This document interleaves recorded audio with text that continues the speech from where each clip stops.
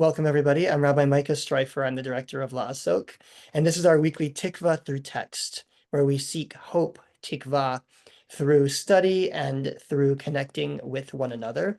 This week, I'm excited to welcome Rabbi Darah Lerner. She is the Rabbi Emerita of Congregation Beth El in Bangor, Maine, and she has a long history of teaching and rabbinic work and social justice. So I'm going to invite you to join me in the blessing for study. And I'm going to share my screen for just a moment. I would invite you to unmute if you'd like, if you feel comfortable. Let's say this blessing together, and then we'll turn things by Lerner. Please join me. Baruch atah Adonai Eloheinu melech haolam asher kidshanu b'mitzvotav tzivanu la'asok divrei Torah. Blessed is the eternal source of the universe, whose mitzvot, whose commandments bring us holiness, and who commands us to immerse, to engage, to busy ourselves with words of Torah. Rabbi Darah Lerner, take it away, please. Well, welcome, everyone. First of all, I want to greet everyone who I don't know yet, and also share a little delight in seeing a few very familiar faces joining us, former members of my former congregation, etc. So today, as I titled my talk, and you heard my interest in social justice, I'm stepping into the question of tikva through this beautiful quote that I've found years ago and have spent a lot of time with, and I'm going to just pop it up on the screen. That was the title of this class. Let's see if my sharing skills still work 30 seconds later. Oh, look, I got it to work first try. I love this beautiful idea that hope is a verb with its sleeves rolled up. And there's a couple of different versions of this quote from David Orr, who is described as a poet, journalist, and attorney, which I also think is an amazing combo of resume. So we're going to take a little dance through, tiptoe through a series of texts today, and we'll stop at each one and have a little conversation about them. Again, I will be looking for the most part for hands up. Also, if my Rabbi Streifer will be kind enough to be also playing if I don't see somebody. So this is a participation opportunity, so please. So one of the things I wanted to start before I hit my first text is my interest in this idea that it's hope is a verb with its sleeve that rolls up, is we often try to distinguish between hope and optimism. And for my purposes, and this is a separate long debate, is what is the difference between the two? But in my world, the difference between optimism and hope, optimism is strictly an emotive state. I'm optimistic that something good is going to happen, and therefore I just walk through the world that way. And hope, as David Orr speaks of, is that part where we participate in making it happen. So my first text I want to offer us that does this work of looking at this pairing is, and I'm just taking a minute, computer's not letting me reduce the number of faces that I see so I can see my own screen better. It's been a minute since I've done this. All right. So the first one is a very familiar story. I would be surprised if there's anyone who doesn't know this one. In the book of Exodus, as our Israelite clan is, or 1,000,002 people, depending on how you want to read the story, have escaped from Egypt. They are fleeing through, and they come upon the Reed or Red Sea, and it parts, and they get through on the other side, and we are told the following. Then Miriam the prophet, or prophetess, Aaron's sister, picked up a hand drum, and all the women went out after her in dance, in hand. And I'm gonna stop sharing for a second and see if I can figure out why my screen is not letting me to be a little more flexible today. It's giving me grief. So I can Rabbi actually, Lerner, upper right corner view. I know where it is. It's my problem is that my little arrow is not being visible, so I can't see where it is to tell it what to do. That's my issue, is that it's at the technical level, my arrow is not in appearance for me to be able to make those changes. So that's what I mean. But thank you.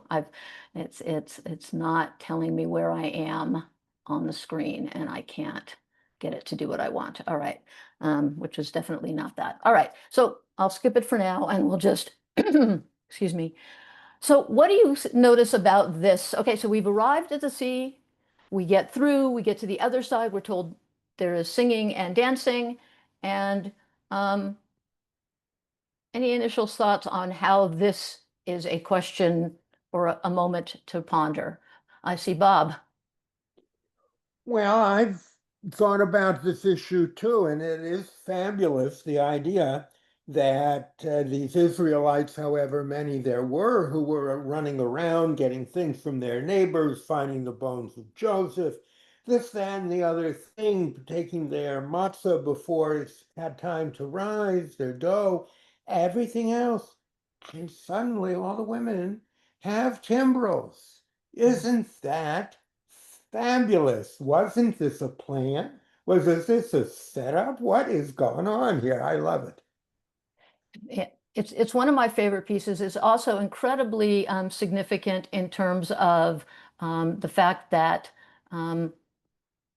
in modernity, I don't know if any of you are aware, but there have been some wonderful programming where particularly back during the Syrian refugees, there was an artist who went and met with refugees.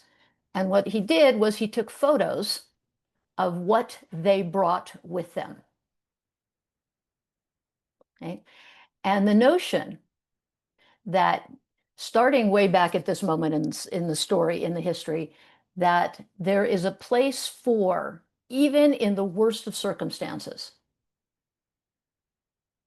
when you think about what are you going to bring with you, what do we bring? Susan. A technical note. I just wanted to say that if sometimes when you can't find your cursor, if you just randomly move your trackpad or your mouse or whatever it is you have around the screen, it will appear as if by magic. You're welcome. Thank you. So, the reason for sharing this again, just starting with this very simple little step in, is hope sometimes is based on how you make hope possible for yourself by having these things with you that you've packed, that you've prepared for the trip. And like I said, the Syrian refugees, an amazing number brought small musical instruments with them. Okay. So what does it take for hope? It takes planning. Rabbi. Yeah, it's really interesting to think, that what they had to bring with them, which I think is a sign of hope, is more than just the basics. It's not just food and water, bread and water, but musical instruments. And I realized that when you talked about the Syrian refugees, that if you believe you're going to be making a life, then you need to take not only what you need to survive, but what you need to live. Beautiful. Thank you. Okay, I think there's one other hand up. Yep, it's Sabrina. Sabrina, yeah. Thank you, Sabrina. Yeah, the timbrels reminded me that it said rhythm is very helpful in regularizing ourselves when we're in trauma. And even if we don't have instruments, just using the hands and the feet can be a way to bring us into synchronicity with each other and calm us down. Beautiful, beautiful. So we have a couple of different things. One, we have the category of music as being a hope piece. And then we have the actual, in a sense, planning or packing for a new life, for new possibility, for hope, etc. So I'm going to attempt to share and see if my success is any better on this second round, whether my little arrow will stay with us. And here's the next little piece of text I wanted to take us through.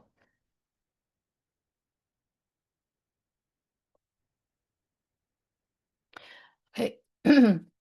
Now we're going back a little bit, same story. And we have the moment before they wander through, when they're about to cross, the sea has not yet parted. And Moses is, talking to God run, let's, we need to get through this. And God's response to Moses is, why are you crying out to me? Tell the Israelites to go forward. And you lift up your rod and hold out your arm over the sea and split it so that the Israelites may march into the sea on dry ground. I want to just pause there a moment because this is a beautiful rabbinic moment. What does anyone notice about these instructions? Anything unusual about the order of events in here? Again, tell the Israelites to go forward, and you lift up your rod and hold out your arm over the sea so that the Israelites, anything, Doreen? When And then God Rebecca. has made clear what you need to do, you have to take the first action. I don't think there are very many people that stood in one place and said, okay, God, what do I do now? And they felt a firm shove on their back to get them moving forward. If it's clear that God's with you and this is what you're supposed to do, you have to step out in faith. Okay, thank you. Rebecca. Yeah, building on that point, the Israelites did not even get to see Moses lift up his rod. The one that they're following, like this isn't even, hey, God's going to do this, let's go. It's go into the sea. Thank you. Aviva and then Mark, or Aviva and Yehuda and then Mark. I'm not sure who's speaking. I was going to say pretty much the same thing. It's the first start walking. Tell the people to go forward and only then.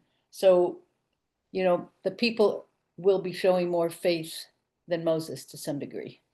Let's not forget that Nachshon was the one who went in and went in and got deeper and it got deeper, and Nachshon believed. Yep. Beautiful. That's exactly where we're going next. So thank you for previewing. But again, this is the moment our tradition uses to really lean into this idea. And it's all based on the fact that the order is maybe not what you'd think. One would think Moses would raise his hand, the sea would part, and people walk in. But that's not the order of this text. This text says, tell them to go forward, then raise your arm, then they'll see it part. So again, we have this moment in which behavior, if you will, my shorthand, participation matters. It's not just the magic of Moses raising his hand. It's that people need to do their piece as well. So, and then we're going to take a step into what our tradition says happens at that very moment, as Yehuda mentioned, which is that tradition gives credit to Nachshon, who apparently jumped in and descended into the water. And what I love is in the bottom piece, I don't want to spend a lot of time on, it actually, sages of our tradition actually do this beautiful thing where they basically have everybody go, I'm not going in first. I'm not going in first. And then Nachshon jumps in. So that's a piece I didn't grow up with, which is the everybody standing around looking at everybody else. I only grew up with the Nachshon story. But Nachshon is given the one who jumps in. And then we have the classic building until it hits his nose, which again is the sort of archetypal Jewish moment of what it takes to make things happen. Rabbi. Yeah, since you mentioned the other part, the part that you didn't grow up with, it occurs to me there are actually two versions of the story. One where everybody wants to be the first to go in and they're all like clamoring and holding each other back and throwing things at each other. And then the other one where nobody wants to be the one to go in. And Nachshon, I mean, like you say, he like steps in when nobody else wants to. And I just think it's so interesting to juxtapose those like action which is selfish and then action which is selfless. Beautiful. And what's also beautiful about that is that our tradition does that sort of thing. That's one of the things that makes us the people of discussion and debate, is we often have two opposing stories on the same topic. And what's always interesting is to then try to dig, which we won't have time today, what makes those stories, what's the point of having these two very different stories What are they trying to teach us, or what did they say about the people telling the story? Bob. And Nachshon gets a lot of credit for what he allegedly said, and it reflects the idea that in a way Moses didn't exactly write the song, compose the Song of the Sea. He got tips from others, one from Nachshon and quite a bit from his sister Miriam. Beautiful and interesting insight into how, the construction of this scene and this moment. All right, so that we stay on. So we visited 2 so far. We've got remember to pack your stuff. What's your life going to look like? What's your optimism? And then sometimes for things to happen, we have to take the first step. Yeah. And the final one that I want to look at in depth is the famous it's also been referred to as simply the beginning Aramaic, my Hanukkah, which is this wonderful question. In parentheses is the part that's not in the original source.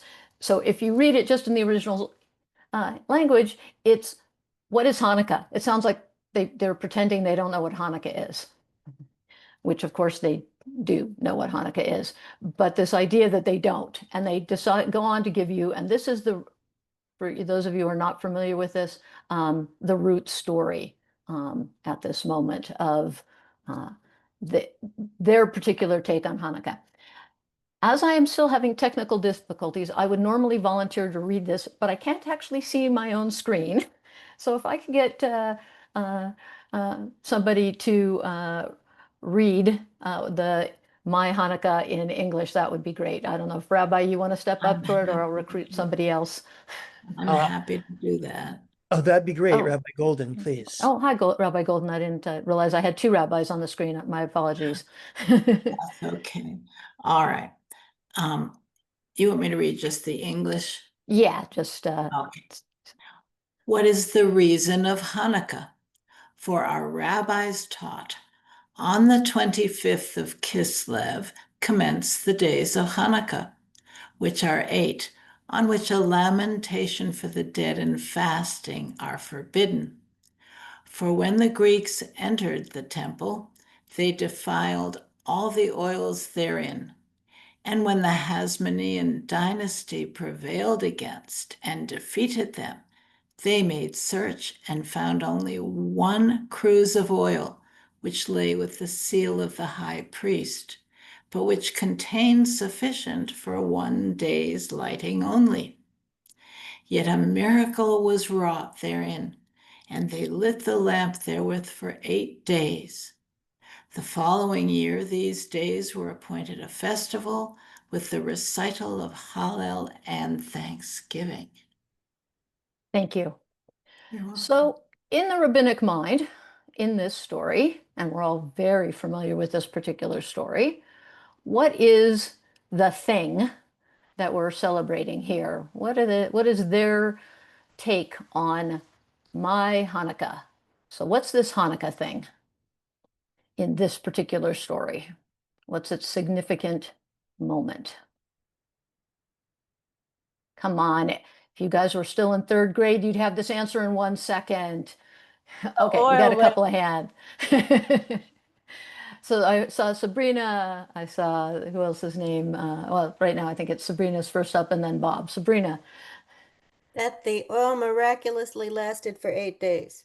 Okay, thank you. Bob and then Susan. Miracle was on the 2nd day. Okay, It was no day 2 is. surprise that 1 day's oil burned on the 1st day. The surprise was when they looked in the jug and there was still oil in it. Excellent. All right, And Susan. That's one view, that it built up day by day. That's the other view, that what should be celebrated in the other order, but that's a different story. Yeah. All right, Susan and then Lauren. I was going to say what Sabrina said, but since we're talking about hope, it seems to me that if you don't have hope, there can't be miracles.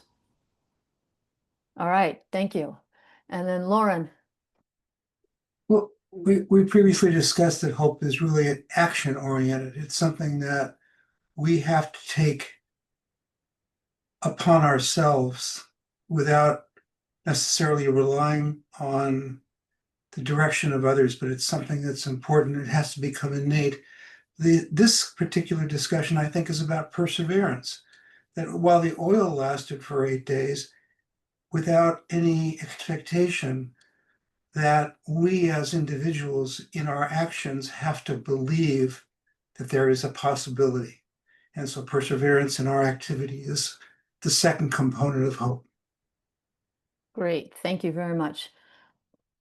So that's exactly the concept here is often there's some additional material that sort of asks what's already been raised by Bob is that technically day one is not at all a miracle. So we have some other reasons the holidays, 8 days, which we won't go into today, but one might ask, why is day one considered part of the, publicize the miracle when we already knew from their sentence, in fact, they had 1 day. So that lasting isn't miraculous at all. If I have 1 day's worth of stuff and I use it on day one, nothing surprising. So what's another way to think about day one or this lighting of the oil as actually something of significance? Rebecca. I mean, I see the connection you're drawing with stepping into the water. If you use everything you think you have available, that in itself is embodying and enacting hope. Beautiful.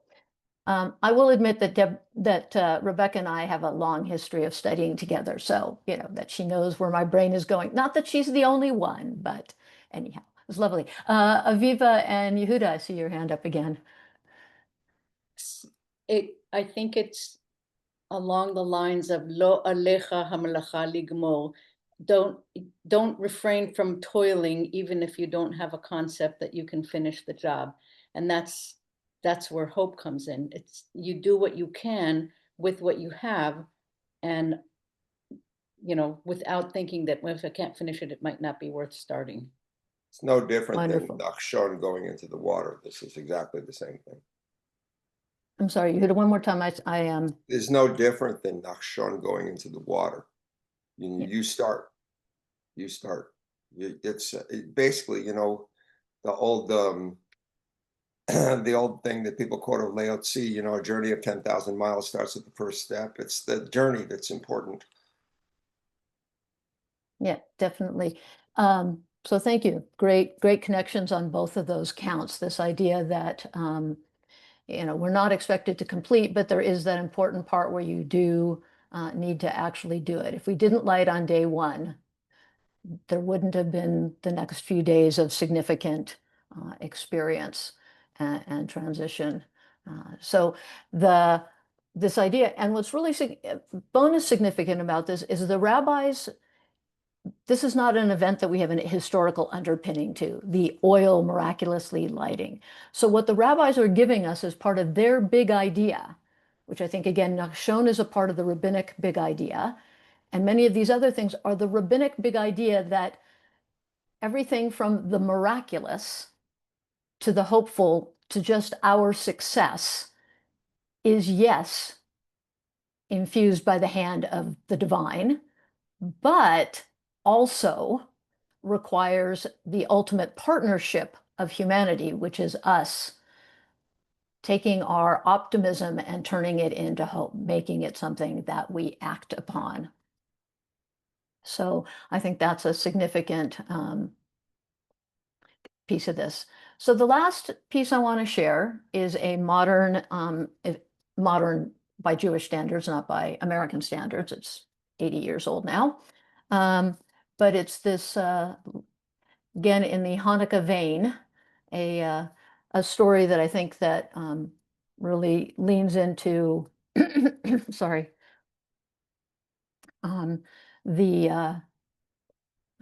this importance of stepping in and what does it mean in terms of hope. So there's this famous tale Many of you may have heard a variation on it. And once again, I'm going to invite someone to read it because once again, my computer is not letting me see my own screen. It's a very fun event here today. Well, I can read this I'll- one and that's, oh, whoever that was, Susan, please. Susan, did you offer? Thank you. Rabbi, is it Grin? Yeah. Rabbi Hugo Grin famously told a story of his father in the winter of 1994 while they were together in a concentration camp called Liberos. Having announced that it was the eve of Hanukkah, he took a homemade clay bowl and lit a wick immersed in its precious, now melted ration of margarine. Before he could recite the blessing, Hugo looked at his father and protested, "We need the food. We can't afford to waste it on a candle." And his father looked at Hugo and then at the lamp and responded, "You and I have seen that it is impossible to live up to 3 weeks without food. We once lived almost 3 days without water, but you can't live at all without hope," which is Susan Kaplan's personal motto. Thank you, Susan. So this is a classic story. There's various versions you'll see around of this story. But this is for me, this is sort of the synthesis of everything that I've hoped walked us through a little bit today, is this idea that, yeah, the obvious, yes, we need hope, but how does it look, to attempt to be hipster, IRL, in real life? How does it look not just in our ancient stories, but when we step from those into the behaviors that we encounter every day, the challenges? What do we bring with us? Can we be the one to step in moments of tension? And how do we look at the very real events of our lives and say, this is what we need to do now? Victory is great, but what we really need is a world in which people act in hopeful ways, light the lights even when it's clear they're not going to last. Thank you all so much for participating with me today, and back to our professor in charge. This was wonderful. Thank you, Rabbi Lerner. I love the idea of hope as what impels us to go out into the world and make a difference even when the world feels dark. How do we have hope? We have hope by ensuring that we act in hopeful ways. So I'm grateful to all of you for being here, grateful to Rabbi Lerner. Next week, we'll gather again. I'm going to be teaching next week, and we're going to talk about loving the stranger and loving your neighbor and how the one leads to the other. So I look forward to seeing you all again, and I will wish you a Shabbat Shalom. Thanks, everyone.